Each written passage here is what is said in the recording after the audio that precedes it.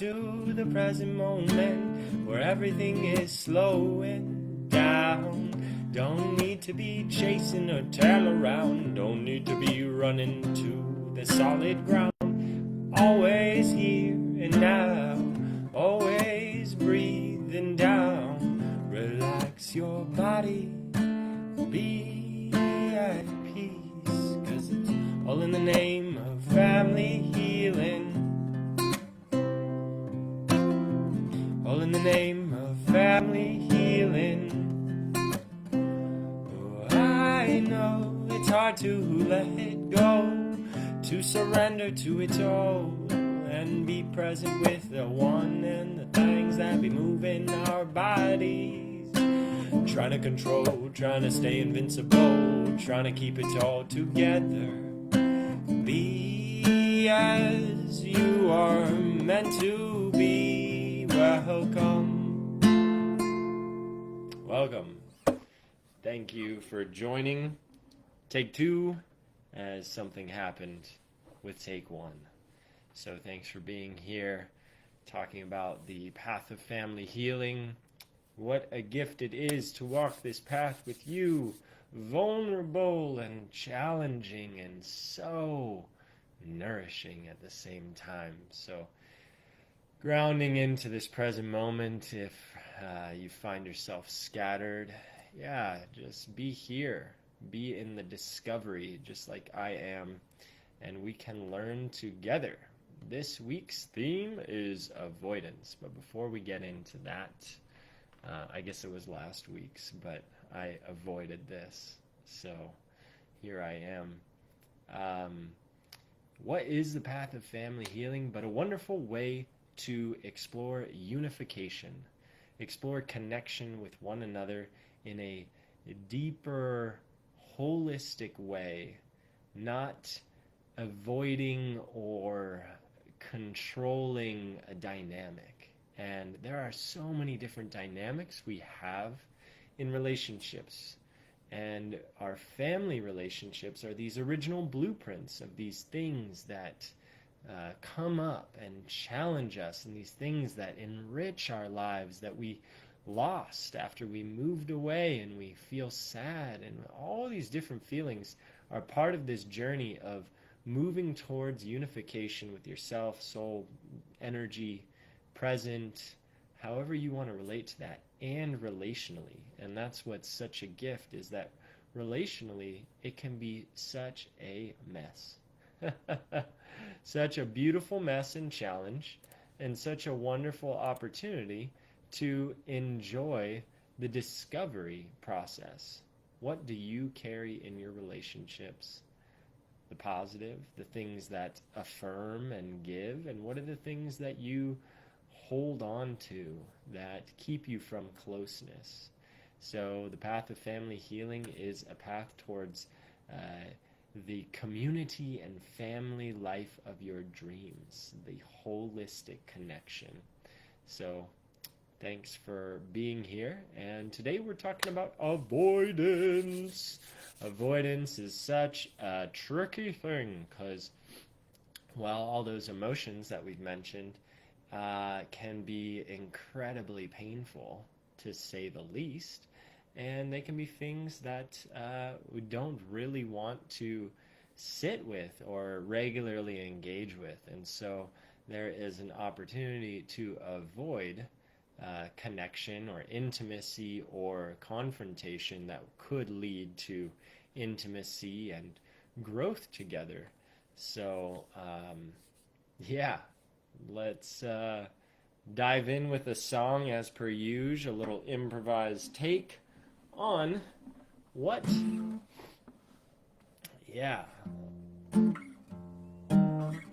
it feels like to avoid.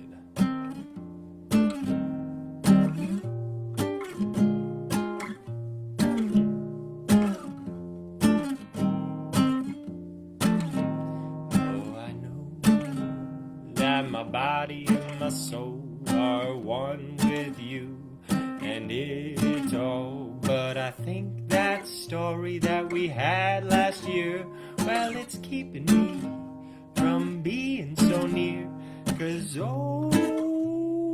want to be so close to thee.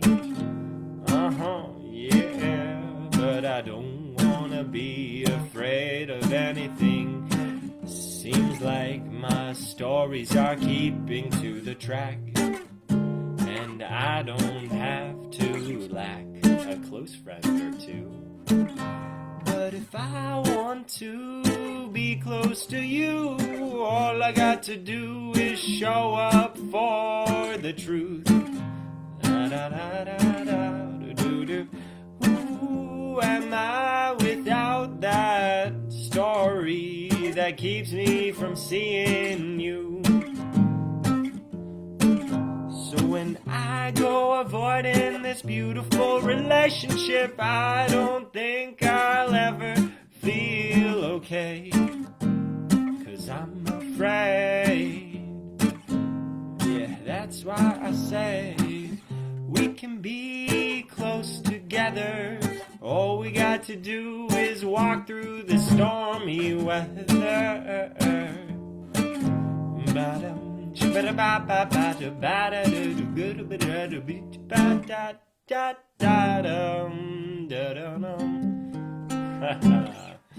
All right.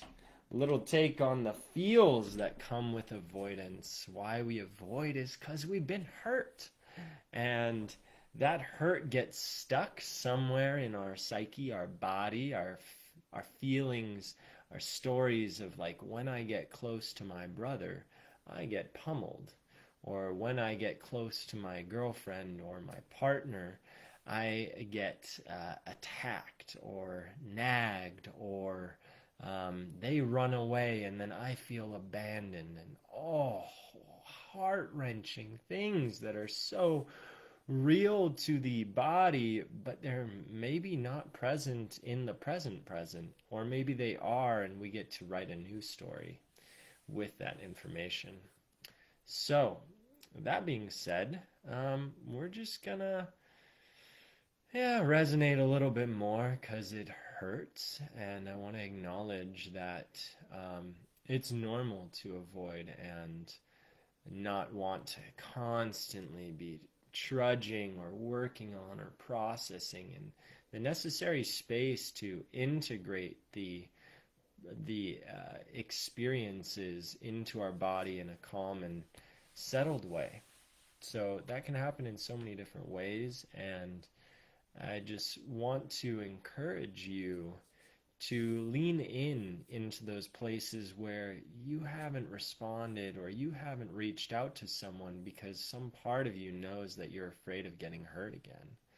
And taking risks is the only way to really create the life and relationships we want. Now, being mindful and aware of what risks you're taking and when and how, and what kind of things you have in place to support you through all of that. So, that being said, just want to share, a little bit of a story that I used to get pummeled, beat up, roughhoused with my brother, and being a foot taller and 50 pounds or maybe more heavier than me when I was a kid, I ended up getting hurt quite a bit, and it went from play into hurt and frustration oftentimes. And so then I built up this story that getting close with another man, it has a little bit of risk to it. Like, I think I'm gonna get hurt again.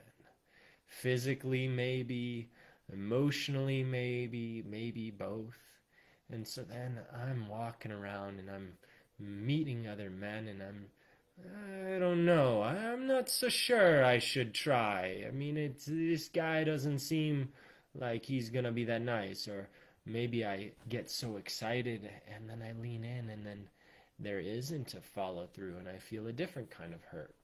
So that story has been an epic journey for me, and I've continued to create a right relationship with my brother, and aware and communicative of how I've been hurt in the past and how I've victimized myself and created a story that he is not safe or that I am not safe to be close. And I've communicated this vulnerably to him, and I've also brought it to my other guy friends, to my other male friends, where I say, hey, I've been hurt in the past, and I want to, be holistic and intentional. I'm going to be vulnerable and raw and honest with you that I have emotions and I want to feel safe to express them in this connection. So communication is key, as always, and leaning into those places of avoidance. So the Right Now tool is an opportunity to sit with and check in, what's that relationship I have been avoiding? Now, I said, I think last week or a week and a half ago, that I was avoiding my relationship with my Uncle Carden. And I reached out to him, and we had an amazing connection for about an hour on the phone. And maybe some things started to come up, but what a gift, because now we're present to those. And he sent me a video of his chickens in the backyard, and I smiled at receiving this and felt so grateful, and so much more to that. But just want to invite you to check in, set your timer. What relationship is on my heart that I have not given to? Could be a friend, could be a family member, could be someone who's deceased, and you just have avoided connecting with your feelings around that. So this is an awesome opportunity to connect with your feelings around what is present in a relationship.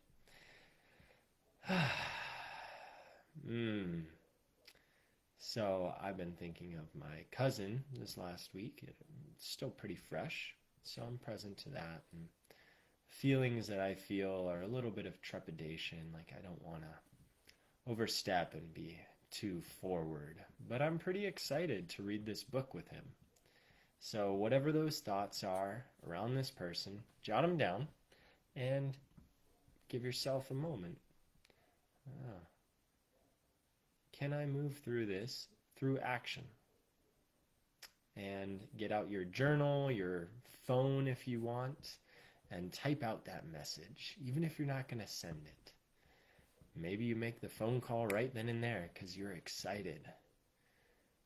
Just be mindful of where you're coming from, and if you feel like you can hold yourself if they don't respond in a way that you want them to. Because that's another reason that avoidance comes up, is because we have expectations and then we get disappointed. And then we say, I'm never doing that again. And that would be a kind of an unnecessary risk, because you can better prepare yourself for something that's kind of emotional, that you know might be emotional. So you've got your message out, you've got your feelings present, and you're thinking, what's the direct way through this? Is it just checking in? Is it sharing something honest and vulnerable? Is it making an invitation? Hey, I'd like to play with you. And if they're not available, then you just say, okay, that's where that goes. Then, after the action, whatever it is, journaling or sending a message or calling, then you come back, okay, how do I feel now? Well, having imagined reaching out to my cousin and saying, hey, I'd love to share this with you about this book that we're going to read, I feel pretty good. Yeah, I still feel a little bit nervous, but I feel grateful that I did that. And I did reach out to him and share this desire to analyze this book or storytell it a little bit. So then from there, ask, well, is there anything long-term that I'm avoiding, either from the past or the future? Oh, I really want to live near this person, or I really want to visit this person, or I really want to be in regular contact with them. And notice what comes up there, jot it down, and end your timer and say thank you to the relationship, and see what happens from there. Follow through. Continue to follow through and use your friends and community and close loved ones to journey in this way. So thanks for joining. Wishing you a beautiful rest of your day.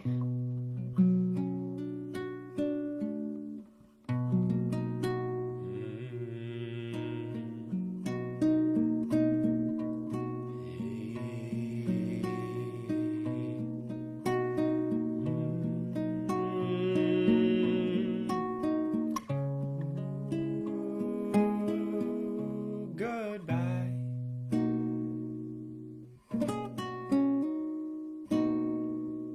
Goodbye. Goodbye. Goodbye for now.